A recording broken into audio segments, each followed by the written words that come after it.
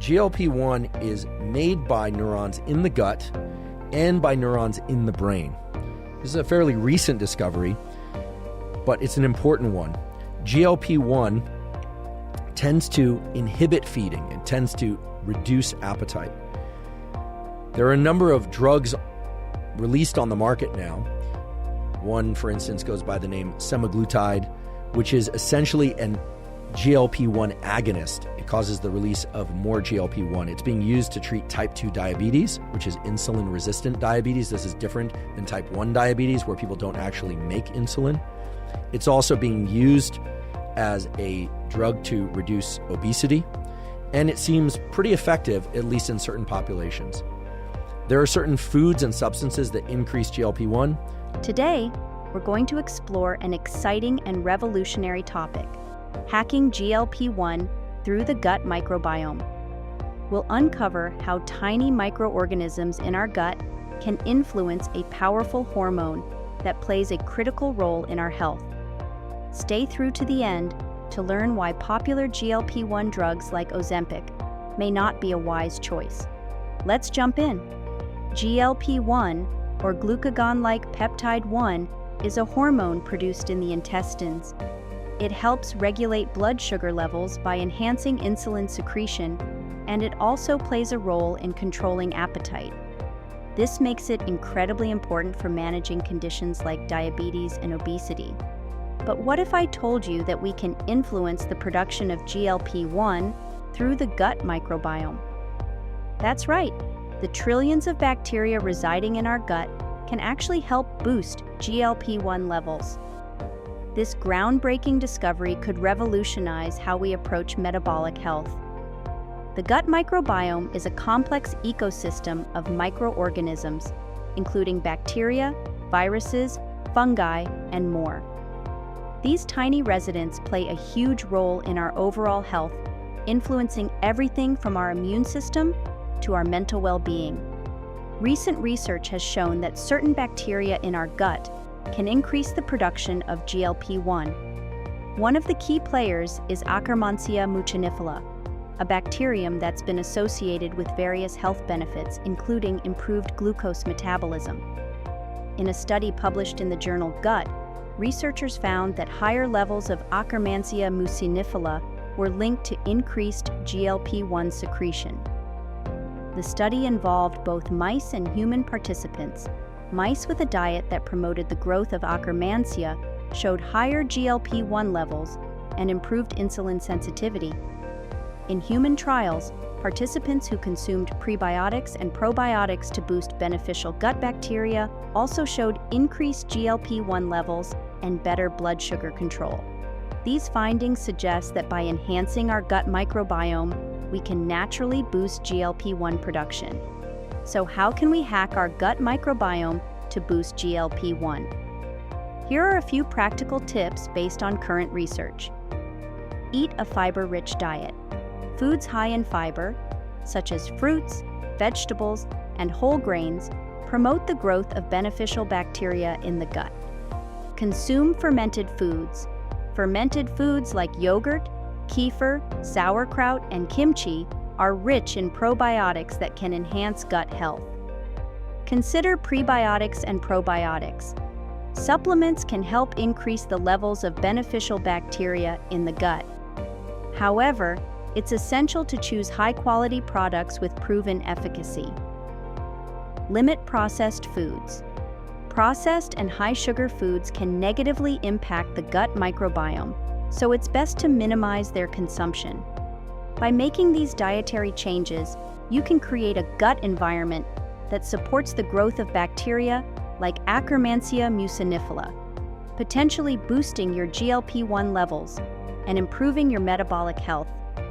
In a clinical trial conducted by researchers at the University of Copenhagen, participants with type 2 diabetes were given a specific prebiotic supplement for 12 weeks. The results showed a significant increase in GLP-1 levels, improved insulin sensitivity, and even weight loss. This study highlights the potential of targeted dietary interventions to enhance gut health and metabolic function. The researchers concluded that modulating the gut microbiome could be a promising strategy for managing type 2 diabetes and obesity. Isn't it incredible how our gut microbiome can influence such a vital hormone? By nurturing our gut health, we can potentially unlock new ways to manage and prevent metabolic disorders. If you're interested in trying some of these strategies, remember to consult with a healthcare professional, especially if you have any underlying health conditions. Now, I think it's important to talk about GLP-1 medications. They have become quite the sensation, and for good reason, as they have helped so many people get their weight and diabetes under control. However, use of these medications does have complications and risks. There are reasons a person might want to avoid taking semaglutide. It is a medication that has garnered significant attention for its effectiveness in managing type 2 diabetes and promoting weight loss. As a GLP-1 receptor agonist, it mimics the action of the naturally occurring hormone GLP-1, which plays a critical role in regulating blood sugar levels and appetite. Despite its benefits, there are several reasons why someone might choose to avoid taking semaglutide. Let's delve into these reasons in detail. One of the primary concerns with semaglutide is its potential side effects. While many people tolerate the medication well, some experience adverse effects that can significantly impact their quality of life. Common side effects include nausea, vomiting, diarrhea, and constipation. These gastrointestinal issues can be quite bothersome and, in some cases, severe enough to require discontinuation of the medication. For individuals with a history of gastrointestinal disorders, semaglutide may exacerbate their condition, making it an unsuitable option. The cost of semaglutide can be a significant barrier, especially for those without comprehensive insurance coverage. Semaglutide is typically more expensive than other diabetes medications.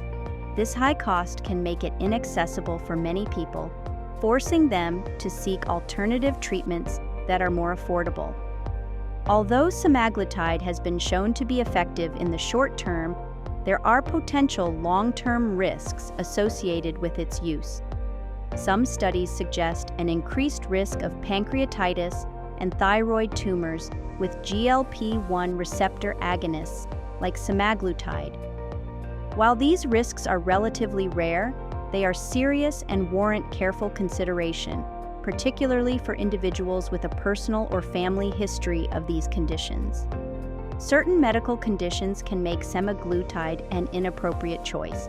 For instance, individuals with a history of medullary thyroid carcinoma or multiple endocrine neoplasia syndrome type 2 are generally advised against using semaglutide due to the potential risk of thyroid tumors. Semaglutide is typically administered via injection once a week. This mode of administration can be inconvenient or uncomfortable for some people, especially those who are needle averse. The need for regular injections might also interfere with their daily routine, leading them to prefer oral medications or other non-pharmacological approaches. For some people, the preference for a more holistic approach to health is a significant factor. They might prioritize lifestyle changes and dietary adjustments over medication. By focusing on gut health through a balanced diet and regular exercise, individuals can naturally enhance their GLP-1 levels and improve their overall well-being without the need for pharmaceuticals. While semaglutide is a powerful and effective medication for managing type 2 diabetes and aiding in weight loss, it's not suitable for everyone.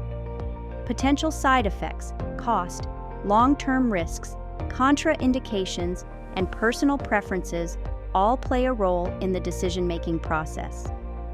It's crucial for individuals to discuss their specific health needs and concerns with a healthcare provider to determine the most appropriate treatment plan.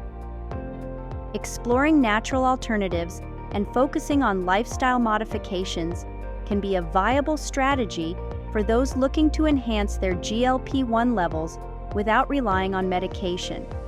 By understanding the various factors involved, individuals can make informed decisions that align with their health goals and personal preferences.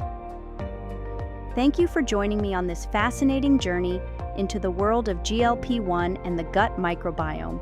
Don't forget to like, subscribe, and hit the notification bell to stay updated with our latest videos.